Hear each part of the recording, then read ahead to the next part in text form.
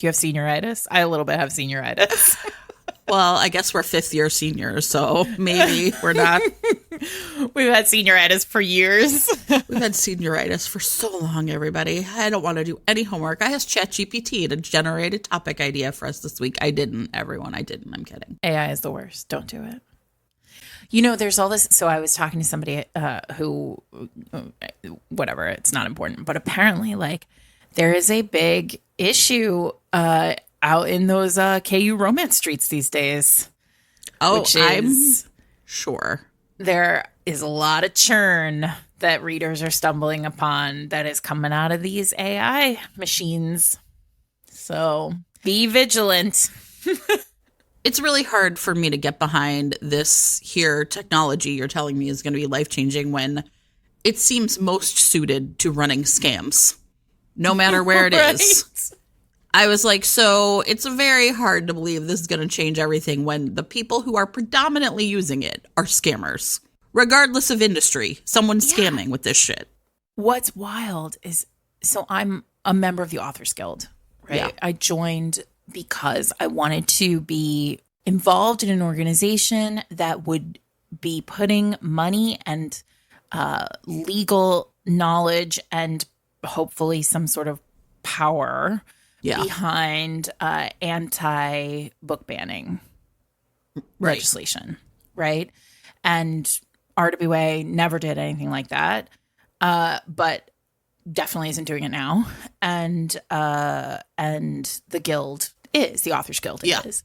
So I joined the guild, last year, and then you get access to the guild message boards. And I don't know, this is probably like breaking some rule, but whatever. I'm not going to name names. But somebody on the guild message boards was like, I use AI to come up with the plots for my books. Now, I will say this. You don't know this person's name. Like, I mean, if I did say it, you would be like, who the heck is that? Right. I don't think this person is a, like, published or, really even, like, prolific author. But the idea being that there are people who just think, like, it's completely fine to wander into ChatGPT and ask them to plot a book for you. Plot a book. And so there's a part of me that feels like, well, that kind of tells me my job isn't in danger, right? Like, I mean, a computer can't come up with the plot of a MacLean novel. Right. Well, and that's it. It's and can't come up with the plots of all the books that we talk about every day. Right. Well, and I think that's the thing. Like, I've been having a lot of really interesting conversations and ideas myself about it because, of course, school starts soon and this is going to be a big deal. And I've been thinking a lot about having like an AI unit at the beginning of the year where I'm just like, this is what it is and how it works. But like, it's really interesting because there are some teachers who then like teach, and this is, I'm not talking about like middle school teachers necessarily. I don't know who's out there doing this, but like some college professors are like, well, I'm having them do things where like they have to interact with AI and put things into it to like see what happens. And then there are other people who are like, anything you tell students to feed into the machine, you are you're still engaging with it. Yeah. And this is going to be a for-profit. I mean, this is the other thing. This is going to be a for-profit industry at some point, right? We're just giving it stuff for free that later it's going to charge people. So, is that even ethical to do? And so it's just like, I mean, it's like a really, I don't know. Like I said, I think at the core of it, I'm like, anything that is every single time I've heard somebody using it, it's for a scam. Right? Yeah. It's like KU people scamming or, people scamming on whatever thing they're doing. And I'm just kind of like, I don't know how to deal with that really. So yeah, like how to make a book cover without actually like paying an artist. Right, exactly. It's like about stealing. You're stealing someone's work. You're stealing someone's livelihood. You're stealing someone's future job. This isn't, So I don't know. I know that they, people swear up and down that we're going to have to figure out a way to like coexist with this technology. But right now it feels like intellectual Bitcoin. And I'm not sure that's true. No, I think that's really fair. So, well, welcome to Fated Mates, everyone. We are ourselves. No computers required. Well, except for our recording. I know Eric's always like, every time you guys talk about technology, you sound like old ladies. And I'm like, okay, that's fair. In this case, I do. We kind of are, though. Yeah. No, but look, there are ways that technology has really, look, we wouldn't have met without technology. Of course. Nobody would be listening to our podcast right now without technology. We Right. support technology. Well, But get out of my pool. yeah. I think it's like, it's also just like a really interesting question to me. It's like, what's the value we take away from, I mean, like our romance podcast, like, right? Like, what's the value we take from stories? Like, why do we come together out of love for this like genre? And these are like really big questions that get at like who we are as humans. And what does it mean to like turn that over to a bunch of machines? Yeah. Right. Well, we were just talking before we started recording about this idea of like theme, right? Yeah, Like when right. you talk about storytelling, like when you, Jen, in your classroom talk about storytelling, I'm sure you talk about theme, right? Right, of course. And when I sit down and when many authors sit down and think about a book that they're working on, they think about theme. Right. What am I trying to say? Right. What is the work of Yeah. this text? Like, what is the thing I want readers to take away from this text? Yeah. Fundamentally, AI cannot do that work. It just can't. And it will not be able to for a very long time. I mean, it would have to be sentient, and it is not sentient, right? Yeah. Not yet. Yeah. Well, and I had someone say something really interesting, which was like, I wish we'd stop calling it artificial intelligence. And I was like, okay, tell me more about that. And they're like, well, because the only thinking it can do is like things it's been told to think. Right. Right? It can't. And it's not really thought. Right. It's an algorithm, right? Like if I write down this word, the most likely next word is this other word. Right. So it's like this, in some ways it's just like a plagiarism machine. Like I can take what's been fed into me and like spit things back out. But in terms of like intelligence, like, what does that really mean? Like the way we think about the world or new ideas or like, like what's coming next or predictive or, how am I in conversation with this thing? I mean, these are just like really interesting questions to me. And I'm just a regular person in the world who wants to read books written by humans and wants my students to learn how to write on their own. I don't know. These are crazy ideas. I talk all the time on the podcast about how much I love it, even if it fails, right? I love watching writers swing for the fence. Right. Yeah, taking risks. You don't get fence swinging No, there's no. from tell me what the plot of my book is to ChatGPT. Yeah. Well, So I guess anyway. we're grumpy today, Sarah. No, we're not. We're not. Go somebody out there is right now going, oh, what am I doing? You're swinging for the fences. And I'm going to read that book. And even if it's not great, I'm going to appreciate it. How about that? Is that nice? I don't even know if that's nice, but it's true. It is true. Yeah. But let's listen. People have suffered through us for 8 minutes to get to a topic that I know they all want to listen to. Maybe we should introduce ourselves first, Sarah. Wait, didn't I say that already? Welcome to Fated Mates, everyone. Oh, well, welcome to Fated Mates, everyone. I'm Sarah McLean. I read romance novels and I write them. And I'm Jennifer Prokop, a romance reader and editor.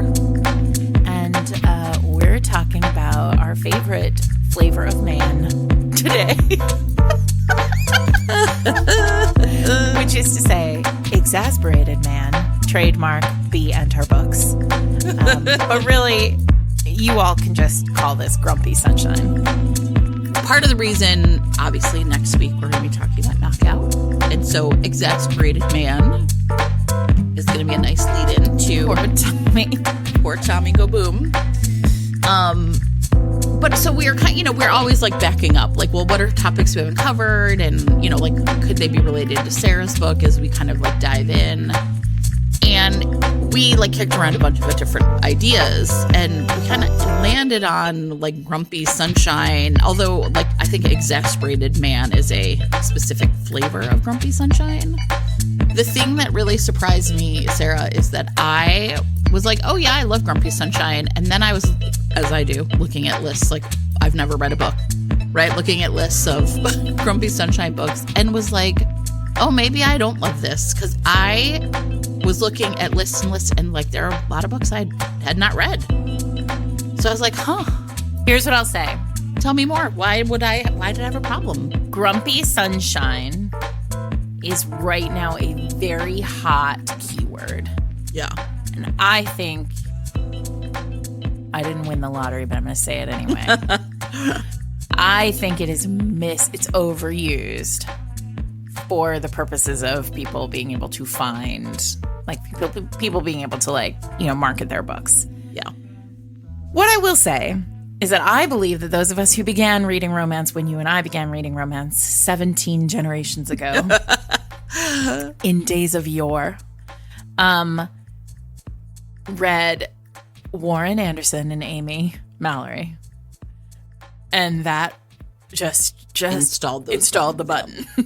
So now listen, I would not necessarily return to the magic of you. In fact, I have recently returned to the magic of you, and it is a big wow. Yeah. It's age gap in the extreme. Yeah.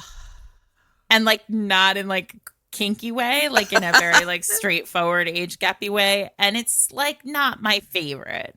Yeah. However, he is so grumpy. Yeah. She is so sunshine. And he is so exasperated with her. And they are like basically forced to marry. Like, yeah. It's just they are slammed together and he just has to deal with it. And she is obsessed with him. Like she's been obsessed with him since she was a child. Yeah. Okay. She remains a child, by the way. We might have to have like a little, like before we get to Grumpy Sunshine, another conversation, because I read an old Judith McNaught that was my favorite this week that I finally remembered. And? You finish first. Okay. So all I'm saying is that like that book installed many buttons for me on a number of different places, in a number of different ways that like are both public and private. But the point is that like, I think when you come through old school romance, Grumpy Sunshine was so clearly like he was an exasperated man. Yes. And she was like a little bit of like a chaos machine. Yeah. Yeah. But you don't see that exact setup very much anymore. Yeah. So let me pause and say I read, so I was having coffee with a Chicago romance friend named Jessica, and it had taken us forever to get together. We finally figured it out. And and then the night before I had dinner with one of our listeners, Brianna. So like I had like kind of two romance conversations with people in quick succession. And in both of them, I was kind of like reminiscing like about like Judith McNaught books and how I liked this contemporary, and I couldn't remember what it was. And I thought it was Paradise, which is the book before Perfect. And Brianna was like, is that the one where she has the miscarriage? And then it's like years later when he discovers, and she's just like, do you think my father lied to me? He said he'd put pink roses at her grave. And I was like, oh my God, right? Like it all came back to me. That pink roses thing just like landed. Whoosh, right? Like just like that. I like went home and like literally read the scene and sent it to her. So then the next day I was like, well, it wasn't that one. And Jessica's like, do you remember anything about it? And all of a sudden, like out of like the depths of my soul came Houston Socialites.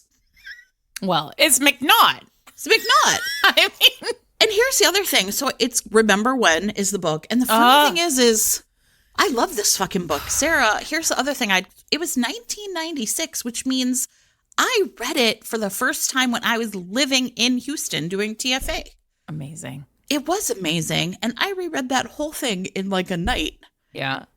And the whole part, they do not meet until chapter 20. I mean, it's because she's a teenager and he was a stable hand and they kind of knew each other. But she loved that shit though. Like she loved starting a book with a 12-year-old heroine who's like going through childhood trauma. Well, that's Paradise too. And I was Perfect. Like, yeah, this shit's wild. Like, no wonder I read these books and thought they were for me because they started with 14-year-old girls. Yeah. Yeah.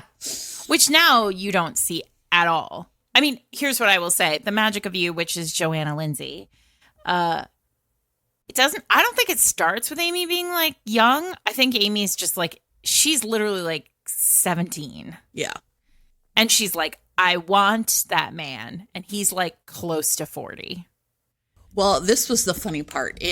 Remember when she's like 29 and she's engaged to somebody named Dan at the beginning who dumps her. And then like her grandparents are like, named what? What's his name? Dan. I thought you said like, yeah, I thought you were like Doug. Danny McDannon. And I was like, Danny McDannon. I couldn't remember Dan. Anyway.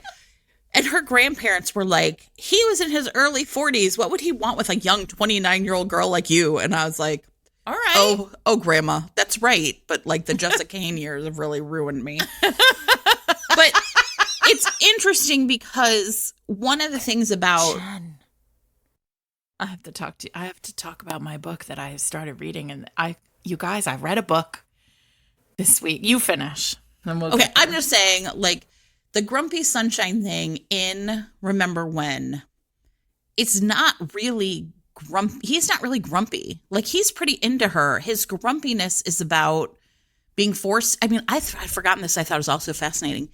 They essentially have a marriage of convenience. They meet at 40% and get married at 52% because his great uncle is like, I want to hold my fucking grandbabies, and that means you have to get married and have kids. Yeah. And I really did appreciate the like turn on like who is getting pressured to marry and produce children in this book. This week's episode of Fated Mates is sponsored by Megan Quinn, author of The Way I Hate Him. I like that title. Well, of course, it's because it's all about revenge, and no one loves revenge like you. And in this case, we have Hattie Rowley. She is going home, which is like a difficult place for her. She's just lost a sister. She has like this complicated, relationship with her siblings. And to make matters worse, her boyfriend breaks up with her and tells her that she's boring. And she is like determined to get revenge on this I was going to say a bad word, but whatever. She's going to get revenge. And the way she's going to do it is essentially by like torpedoing the ex's job. He works for this rock star named Hayes, and he's been like essentially pilfering memorabilia from Hayes. So Hattie's like, I'm going to take this stuff, go back to Hayes, tell the truth about what the ex has been up to, and get everybody in hot water and get my revenge. Nice. But Hayes doesn't really do what she wants and thinks maybe that she was involved, and there's a lot of business going on there. So what Hayes essentially is like, do things the way I want, or I'm going to tell everybody you took the stuff. It's very complicated, but I bet they're going to figure it out by banging it out. And I don't mean on a drum, Sarah. Well, you can find out exactly how they figure it out by getting The Way I Hate Him in print, ebook, audiobook, or with your monthly subscription to Kindle Unlimited. Thanks to Megan Quinn for sponsoring this week's episode. That makes me think of Jude Devereaux's The Black Lion, which was my first romance novel. Also very young, heroine ingenue, very like sunshiny, like And he, the hero, the Black Lion, is like, wears all black, rides a black horse, like has a black heart, like is a very all that. Yeah, he's the head of, he's like the darkest hero. He's like the strongest, most powerful, most fearsome warrior in the world, right? And he comes soaring through, looking for somewhere to sleep for the night, and her father offers him a room in the castle, and also like because he's a valued, like venerable guest, she's required to bathe him. And so so this happens, and he like, she's so sunshiny that like she makes him laugh for like the first time ever in his like long, miserable, like cold, controlled life. Like even when he was a child, he never had joy. Yes. And then there's this like magnificent chapter or two where the two of them are like hardcore falling in love. Yeah. She's, again, 18. He's almost 40. And then they like marry, and then it all falls apart because he has a mistress who's a terrible other woman. Listen, also, all the bad this stuff, book does not hold up. But point is, like these kinds of like this setup, these Yes. characters is so old school in a lot of ways. Yeah. Well, this whole, like, this is with Remember When Cole, Susan Elizabeth Phillips. yeah, he's never gonna laugh, right? Ever. And that's why when, she gives him a tie for the day because romance reasons. And someone's like, what's up with your tie? And he's like, oh yeah, my wife gave it to me. And he like laughs and people are like, what the fuck is going on with him? You know what I mean? What? But that's why, like, back to Susan Elizabeth Phillips, like, one of the reasons I really loved Heaven, Texas is because Bobby Tom is like this jocular goofball in a lot of ways, right? Yeah. And his name's Bobby Tom, for God's sakes. And him, that like it takes her a while to figure out that he's like grumpy underneath. Yeah. Basically, right? That's all it's cover. But like Kiss an Angel, right? Like she makes friends with everybody. She's like friends with people. She's friends with gorillas. Like she's friends with everybody. And he's just... And he is the grumpiest of grumps. Yeah. So, like, it's interesting because I do think that if you come out of that school of romance, like, some of these Grumpy Sunshine books, you're like, but is it, though? Because he never this laughed. man is just having a bad day. Well, and it's really interesting. I mean, I think the other thing I just want to, like, kind of air out here as we talk about this is... we are very specifically going to talk about like Exasperated Man or whatever. So by definition, we're kind of like rolling with that, like what most people would say is like, right, like he's grumpy, she's sunshine. And like people get really pissed when you say reverse grumpy sunshine. Because obviously like tropes or whatever, right? Like there's nothing that says that like he has to be the grumpy one. I was like, except, the patriarchy. Right? Like, I feel like there's a lot of ways in which women are absolutely punished for not being sunshiny. Yep. And I think there's a reason why, like, when someone's saying, like, reverse grumpy sunshine, like, I understand and you are all correct that it's bullshit.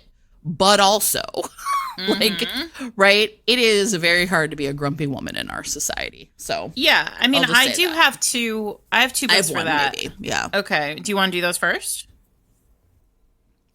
Maybe. No, I mean, not necessarily, because I think they play against type in some ways. Like, why don't we start off with, like, our exasperated men, Sarah? Okay. What do you got? Well, wait. I think we have to acknowledge... Talk more about, No, I think we have to acknowledge the biggest one, which I put on my list, knowing... Managed. It's Scotty. It's Scotty. I was like, it's first. I mean... It's a great modern Grumpy Sunshine, everybody. You guys, we did a whole deep dive on this. Oh my God. We'll put links in show notes. It's the greatest. It's so good. Also, corollary Fall. The hero is not grumpy in that book, but the heroine is a professional friend. Yes. Which, like, is terrific. Kristen Callahan is great. Yeah. I think one of the things I guess I would say is, if we're going to talk about it, just like besides giving Rex. The hero in Fall, by the way, he is not grumpy, but he is like, he's got a lot of work to go through. Yeah, he's working on himself. He's depressed. Grumpy, well, he has the impetus for that entire series is that he attempted to kill himself. Yeah. So, it is his book, and it's, comes with all of that baggage. So trigger warnings, check your content warnings, etc. But also she's a professional friend, and that's a delight. Yeah.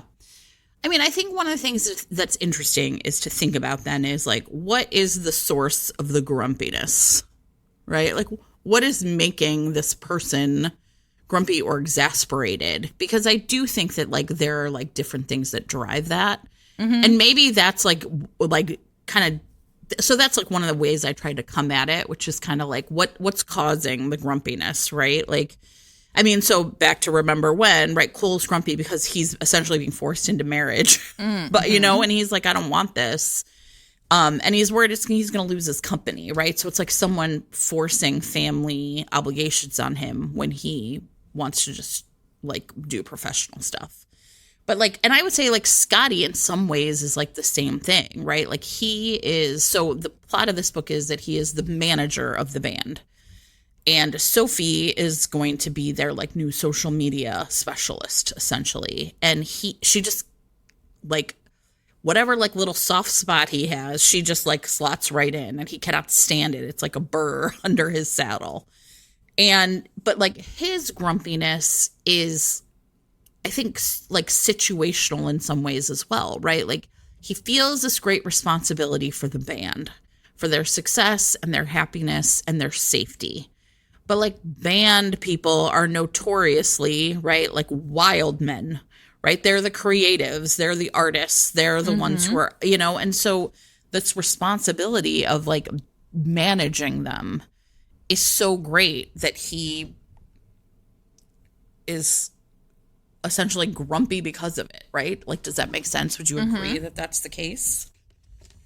So yes, yeah, I do. I mean, like, he also has his own, like, Oh yeah, he's got his own shit. Sure. Listen, this is one of those things. I'm teaching my conflict class this week, so I'm thinking a lot about how you build a character like this, because this is not I think my point when I said, oh, we all, whatever, all these books that installed our buttons, Grumpy Sunshine is not new. No. Nor is it uncommon. Like, we are not thin on the ground here with Grumpy Sunshine books. So I think in romance, because of all the things you just said about patriarchy, like I would say most MF romance starts off from a position of he is settled, quieter, more controlled, uncomfortable with feelings. Well, and uncomfortable with change, right? Settled. Like, I have made my world the way I want it. Yes. I've been sort of using that phrasing in my class. Like, he is in stasis. He is bedrock. Yes. And so now all of a sudden someone comes along. She is a force of nature. Yeah. And so now listen, that is like she is a force of nature is more fluid. Like, there are many different kinds of heroines that we see wander through. But I think one of the kind of, what do I want to say here? I think one of the commonalities between many romance novels is that she changes him. Yes. Yeah. And I think in this case, like, Grumpy Sunshine, because of patriarchy. Yeah, is about like changing like a worldview often. Well, right? He's Roy Kent. Like, Roy and Keeley are the kind of platonic ideal of Grumpy Sunshine, right? Because he's Roy Kent and he gets paid to play a game. Right. And he's so grumpy. And I read this article the other day about, we know there's a third season of Ted Lasso. We'll get there. But, one of the things that's really interesting about this is Brett Goldstein, who plays Roy Kent. Apparently, like, one of the big challenges was he knew Roy couldn't smile. Like, Roy doesn't smile through the first season. Like, Roy doesn't smile. And apparently Brett Goldstein is like the smiliest, laughingest, like most lovely person in real life. And so like most of the times that Brett Goldstein like broke, right, on film was like him accidentally smiling. That's so interesting. Because like, and then everybody on like the directors and the writers and everybody were like, oh, we got to go back. Brett smiled. Yeah. Right.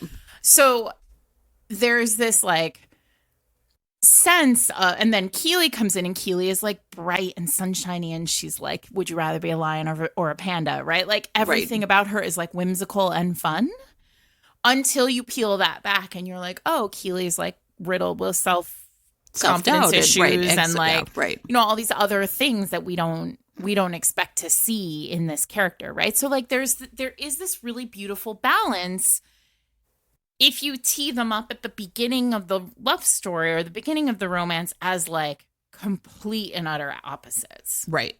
But in actual fact, like the cishet man character who doesn't feel feelings and the heroine, the cishet, woman character who feels like, who's just like all a ball of excitement and emotion, when you peel back that outer layer, you're finding the same sort of identity. Right, the same sort of stuff. Issues inside. And that's what makes these romances so beautiful. And it fundamentally, I think the reason why these are so bedrock to the genre is because they are about identity. They are finally about two people who can not only be seen by the other person as their true selves, but also finally live their truth out loud. Right.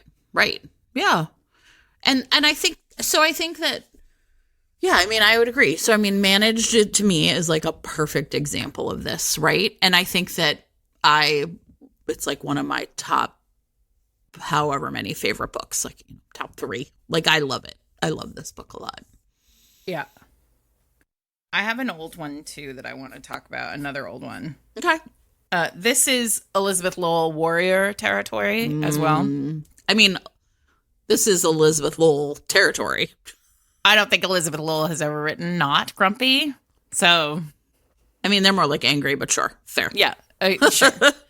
No, but this one, I'm not going to get too deep into it. I've talked about it before on the category episodes, but this is the one where the hero, Nevada, was like a mercenary, like a hired gun somewhere in the world. Like he's the guy you hire who knows how to kill you in 16 different ways. I've been watching The Great on Hulu, and there's this ad that keeps coming up for this new show that has Denzel Washington in it. Have you seen this ad? Mm-hmm. And it's like Denzel Washington is, I think it's called The Enforcer, and he plays like, it's about the mob, but he's like the enforcer for the mob. I want it already. Yes. I know. And there's this scene that keeps playing, I don't know if you watch Hulu, but like Hulu has like 6 advertisers. So you see the same ones over and over again. Same over and over again, but he keeps playing this ad, and he like gets this guy, and he's like, now I have my thumb on your such and such nerve, and I'm gonna push, and he's like, that's a 1, that's 2, you don't want me to get to 4. And I'm like, okay. I was like, I want it. Yeah, so already. Nevada is basically Denzel Washington in this mob show. He knows how to kill you in many different ways. He has never smiled. Never. But he can smell when you're pregnant. Obviously. I don't even know what to say about that. There you go. And what's her name? Oh my God, it's like Aurora or something. Or Rain or something. It's like something, natural, because she's a force of nature. She has been through this. She's a really interesting character, though, because she has been through this like deep, deep trauma with her family. Mm-hmm. And has come out on the other side as like a really happy, like she's really like serene and lovely. She has a pet wolf who makes her laugh. And like,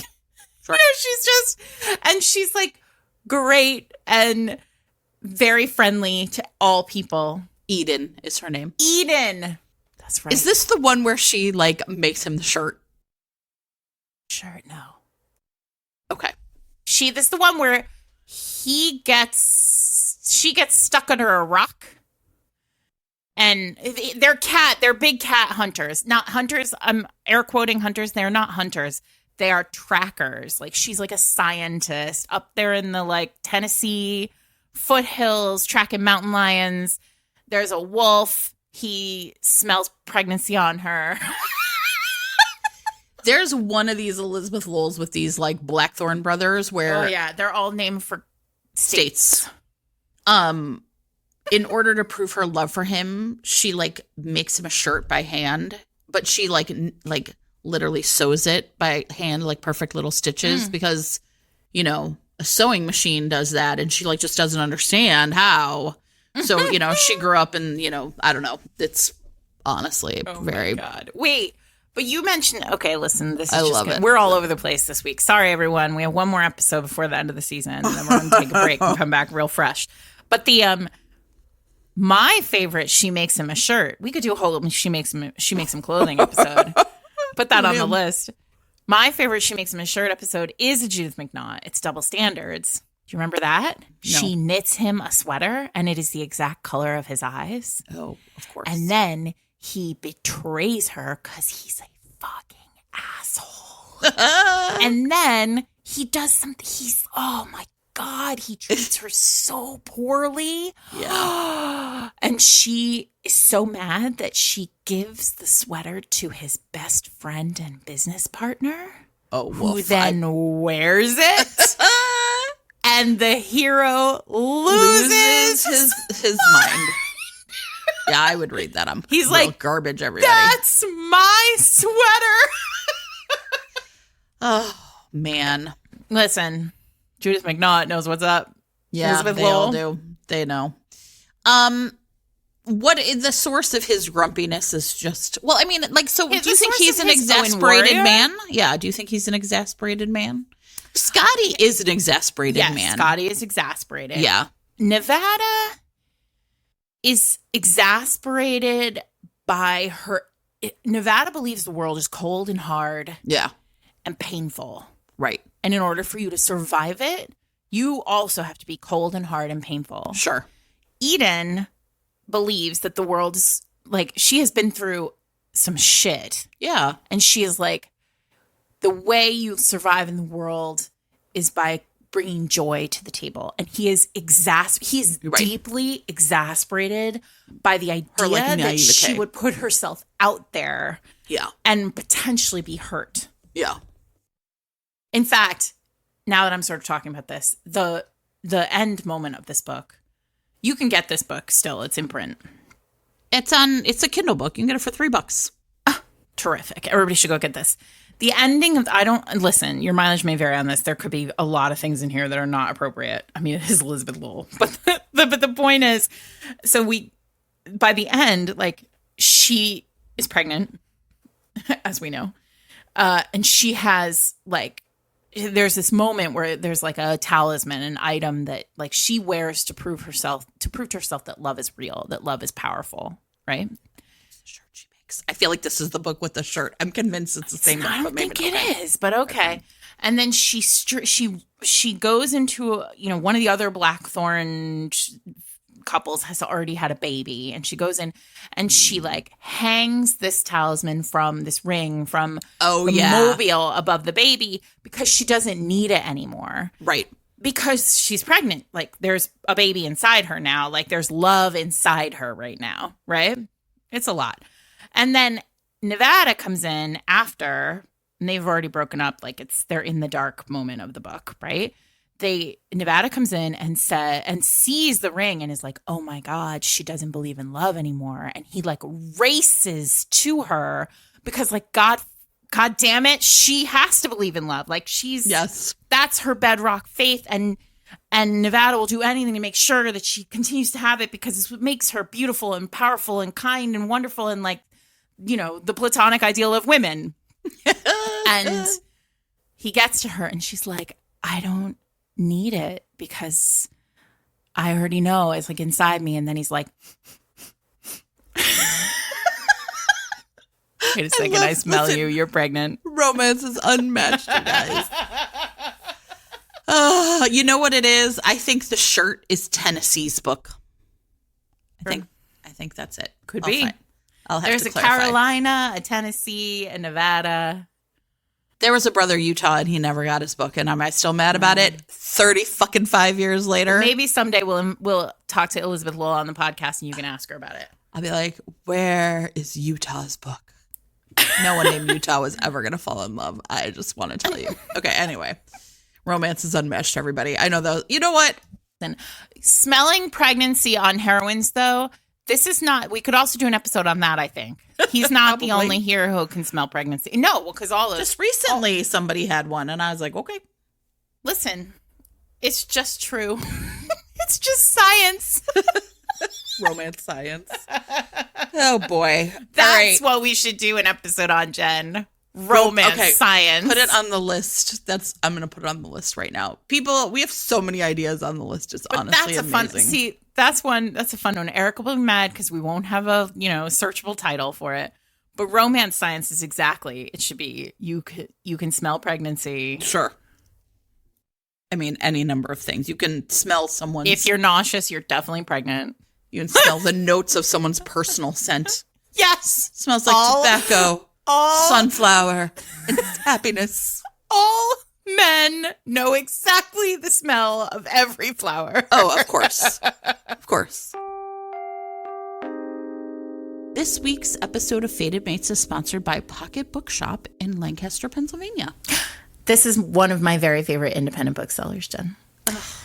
Nothing like it. Okay. Sometime we're going to have to go, you and I. It's in this beautiful big old Victorian house on a corner in Lancaster, Pennsylvania, and it's like a magical place. You go in, it's feminist, woman-owned, queer-safe, inclusive, amazing. There is a huge romance section, and it's just the best. It's the best, and even better for a really fun gift for yourself or for someone else. You can order subscription boxes from them, even if you don't live in Lancaster. You can decide how often you want to receive a box, like if you want to get them monthly or maybe daily. And then they have you fill out a form where you give them all the information on what kind of books you like, or you can, and they'll hand pick this box for you. So they generally do like a general box with all sorts of genres. If you're, a cross genre reader, they of course have a big swoony romance box, queer romance boxes, queer horror boxes, as well as generalized horror boxes, queer YA boxes, children's and middle grade boxes. I mean, it's so They have the whole gamut.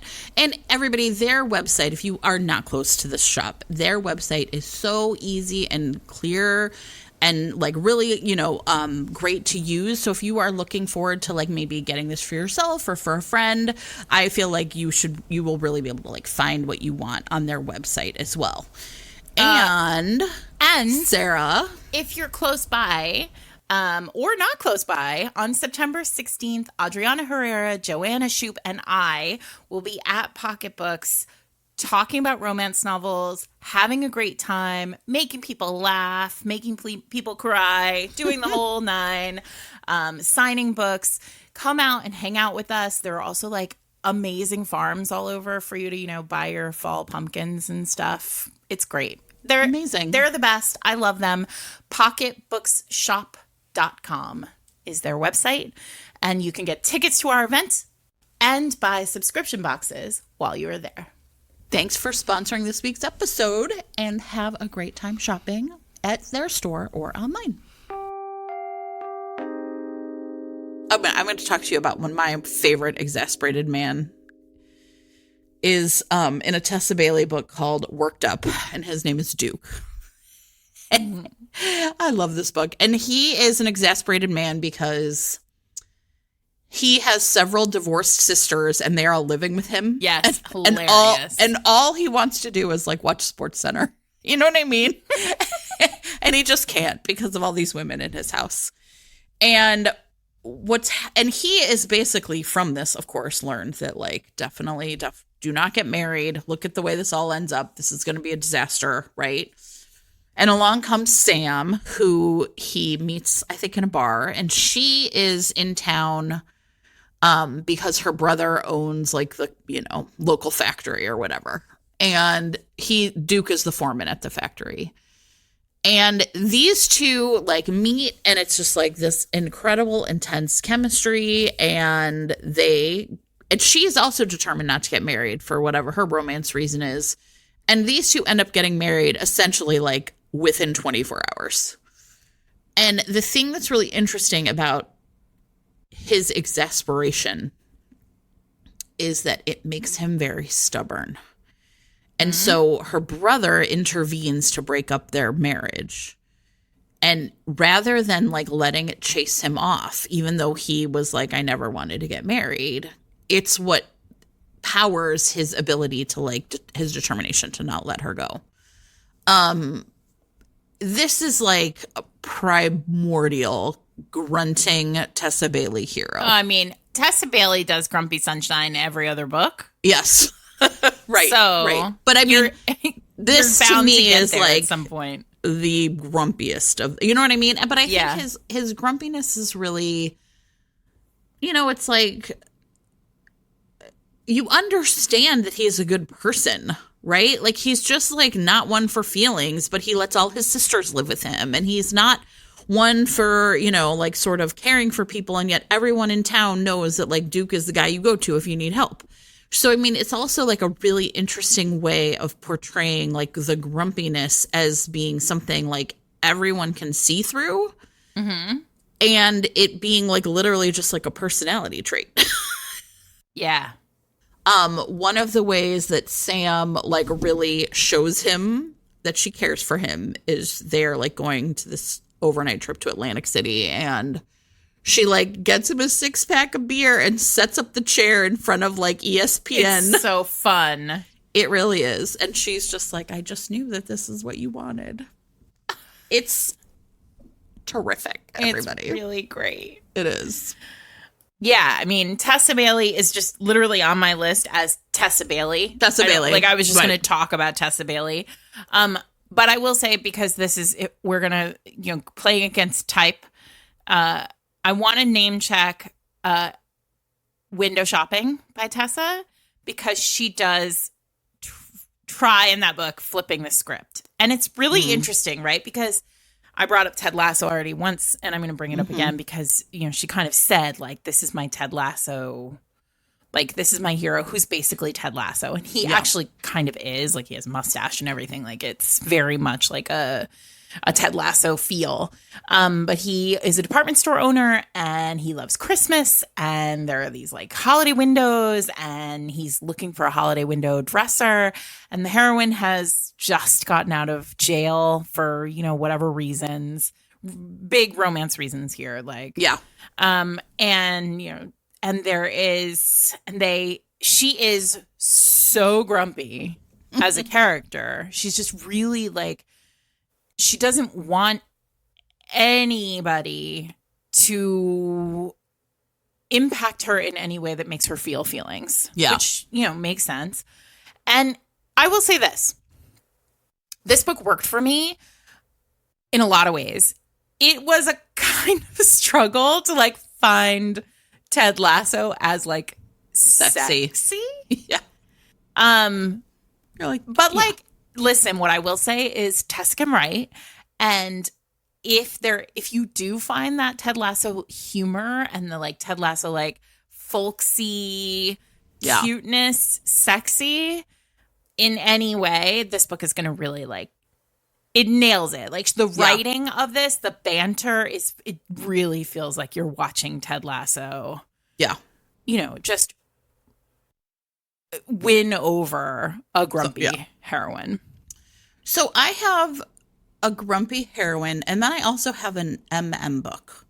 So I have an MM book, the vibes are a little different. So, and I don't know, I actually really like kind of waffled on whether or not to put like grumpy as like a moniker on this particular woman, because I felt like it was kind of unfair. But you've read this too, and also love Wild Brain by Beverly Jenkins. This is how spring is in this book, right? I mean, and like the hard things that have happened to her are genuinely like devastating, right? Like essentially her, when she was a teenager, her like I don't know, I can't remember if it was her grandfather, whoever was supposed to be like watching out for her, is basically like, you got to marry this old man because I'm tired of raising you. And she is so determined to essentially avoid that she goes and works for someone who makes it pretty clear that if she's going to take a job, she's going to have to sleep with these guys too. And she really genuinely has had every fucking thing go against her.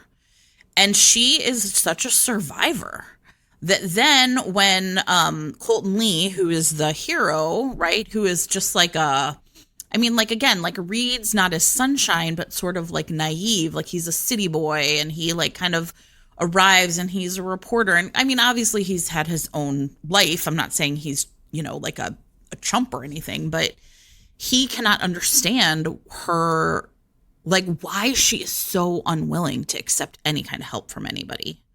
Yeah. And I think it's that same thing where like this is a veneer, right? Hiding all of the really painful, terrible things that she's had to survive, but that she is determined not to let them define her. I mean, I think I would say that like this is a book, it's a couple years old now, that has really stuck with me in terms of like, here is a powerful woman who's like, I am making things happen on my own terms. Yes. right? And Yeah. the one she finds is someone who really doesn't have that kind of like life has made me hard vibe about him, right? So I don't know. That's like to me one that could like fit in here as again like the cause of that vibe, right? The cause of that like way of seeing the world is very well established on page. This week's episode of Fated Mates is sponsored by Lumi Labs, creators of microdose gummies. We have talked at length about how much we love this product. You know, people use it for like a creative boost. I use it often if I have a little bit of insomnia. It is something that I found has really worked for me.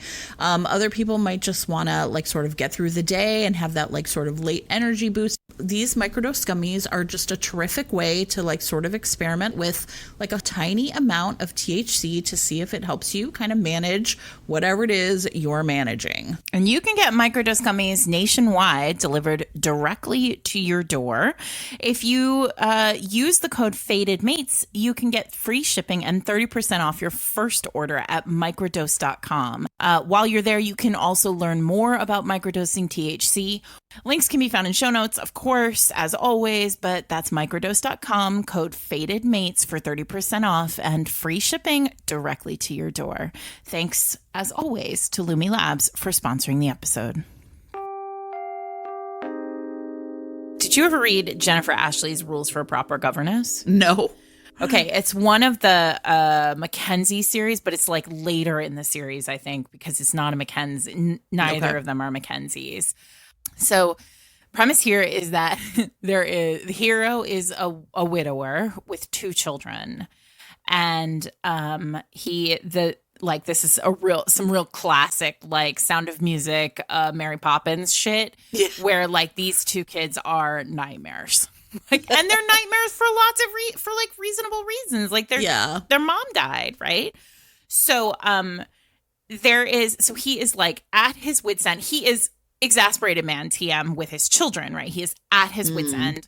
He is emotionally sort of barren at this point because he is like he has bottled up all the emotion about losing his wife. Yeah.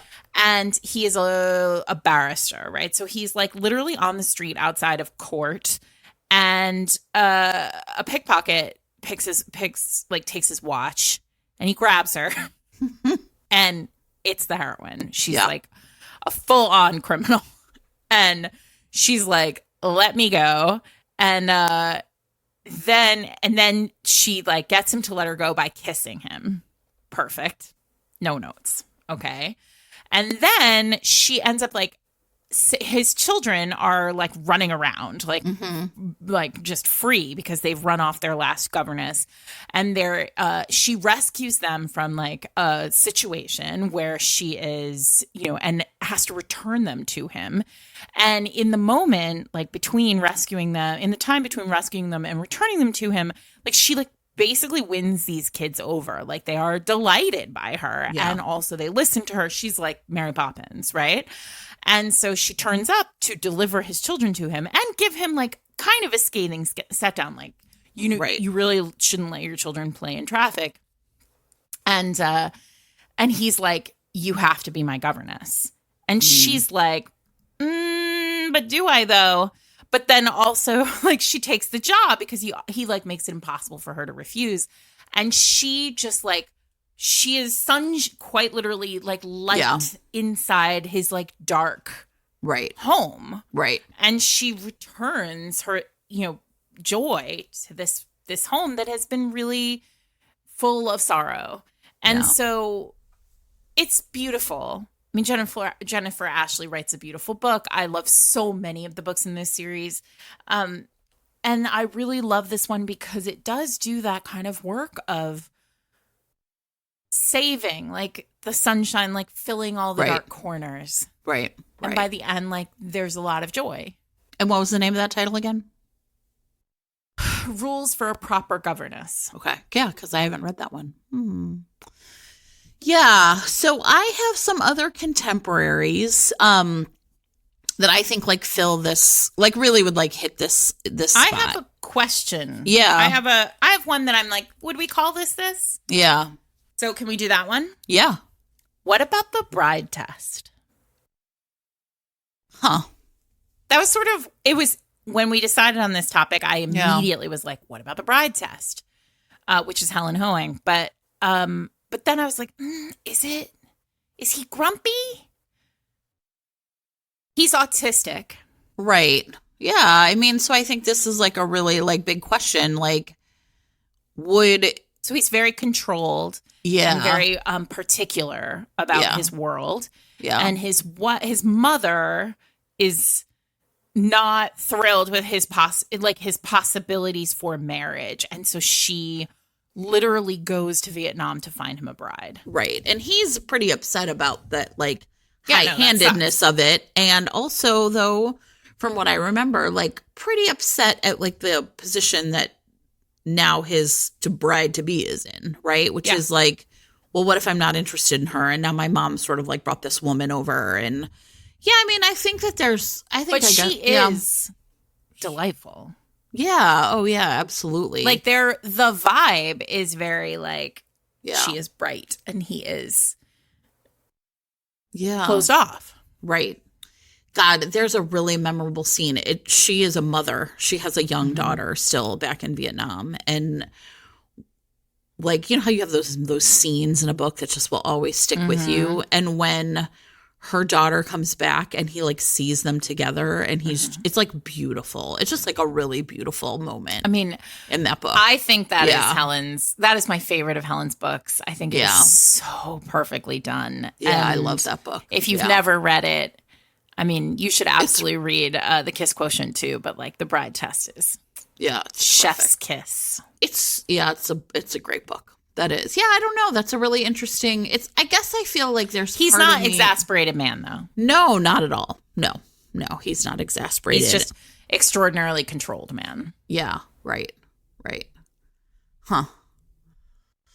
Interesting. All right, sorry. I cut you off, though. No, it's just like a really interesting question. I also feel like, I guess I just want to say, like, as an abled person, I don't know, like, how it would land to have somebody as autistic being labeled, like, grumpy, right? Like, you know what I mean? But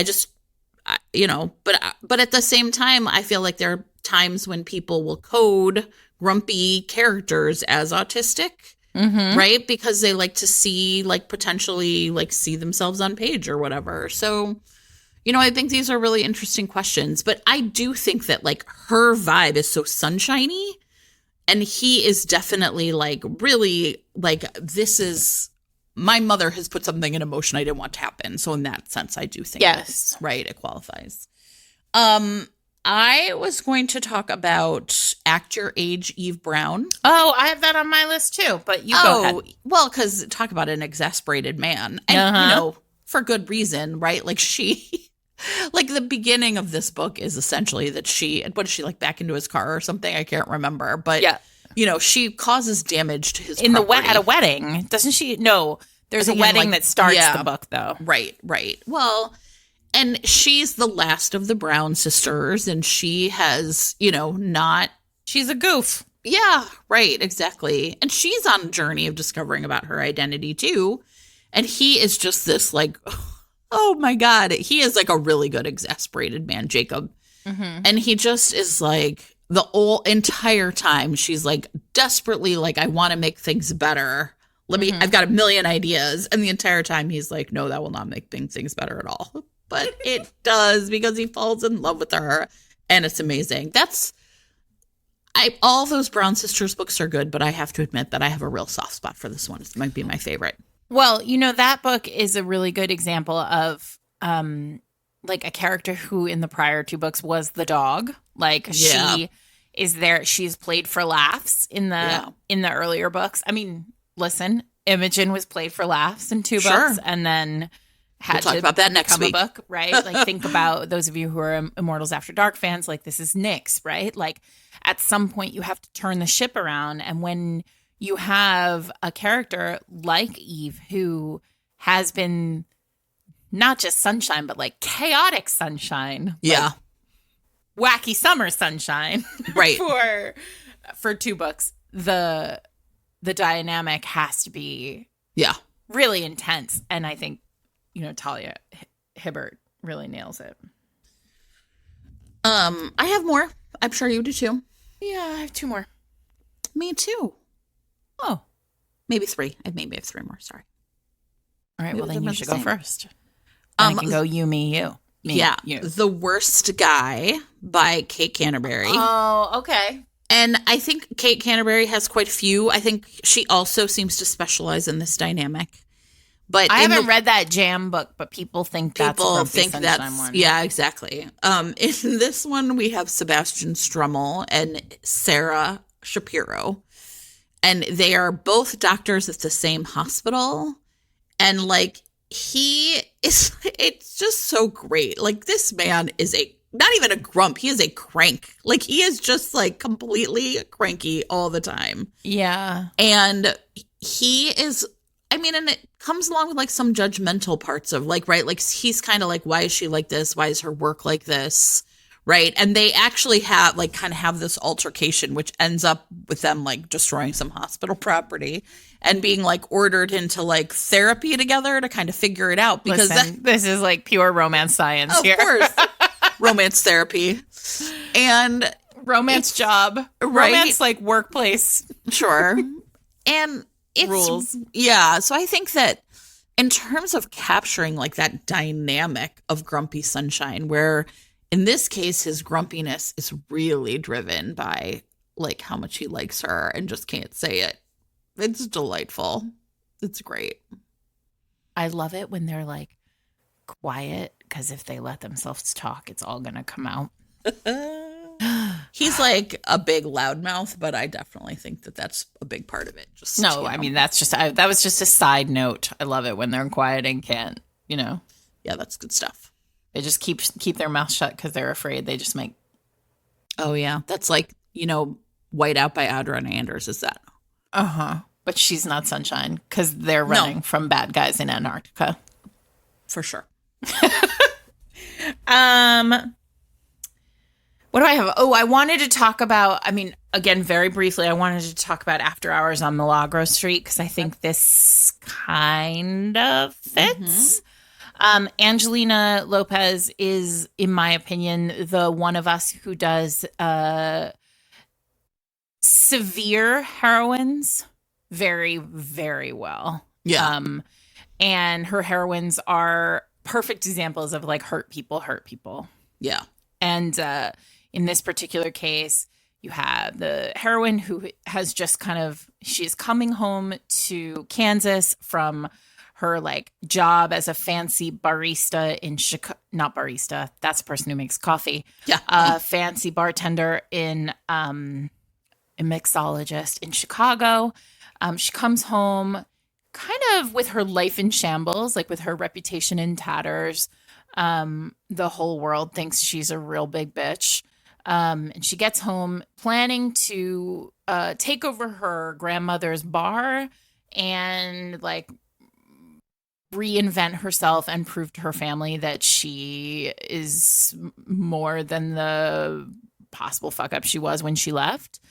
And she gets there and there is this like very smart, very personable, very sexy, very like all around decent guy, professor who is trying to landmark this building, and there's a ghost story, and her whole family thinks he's just a delight, and she can't stand him. She is deeply exasperated by him, even when they are mutually masturbating in rooms with a very thin wall between them. I mean, what else are you supposed to do, Sarah? I hope nobody is listening to this at the car dealership. They need to know better about headphones in. The number of you all who just leave us on and then deliver your cars to mechanics. I mean, learn from each other, team. You know what?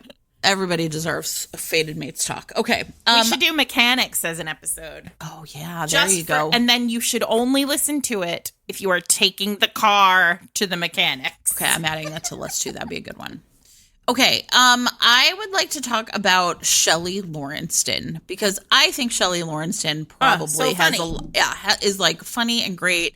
and definitely has a lock on like this vibe for sure. And although I have not read the Honey Badger series, I feel confident in saying that this probably hits this vibe. I'm going to talk about the Call of Crows series, which I think has 3 exasperated men.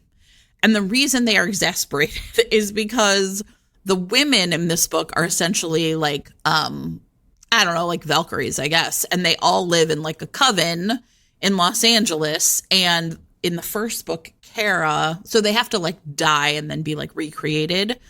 And the first book, Kara, is like an ex-military person, and she ends up like being, revived, and she lives now in this like coven with these like other women, and she has no idea what's going on. She like really is. I think these 3 books have that like chaos demon vibe from these women. And then Vig, who's the hero, is just like super in love with her, but cannot figure out like how. You know what I mean? Like kind of like how to get through to her. So this whole series is so powerful in terms of like women and their power and them figuring out who they are and what they're good at. And then like sort of the men having to like basically like figure out what is my place with these women who are such like fully realized awesome people all on their own. But for sure, like there's a really funny part in this book, which made me think of Exasperated Man, where she thought he was like homeless.